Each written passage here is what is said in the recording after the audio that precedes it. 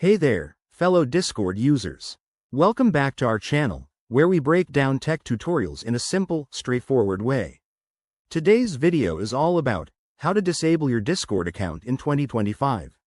Maybe you're stepping away from the platform for a bit, focusing on real-life connections, or just decluttering your digital space.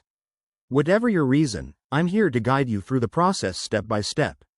It's quick, easy, and reversible if you change your mind, so let's dive in. First things first, make sure you're logged into your Discord account on the app or website.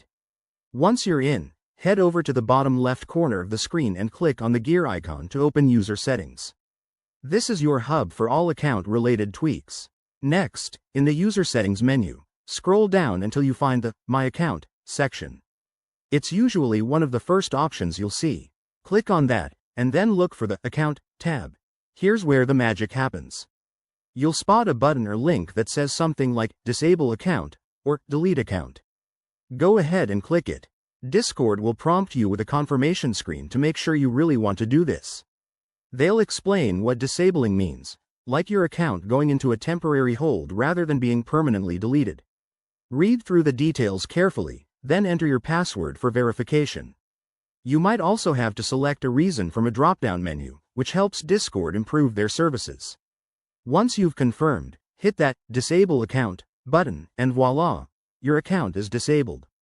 You'll get an email confirmation, and you can reactivate it within 14 days by just logging back in.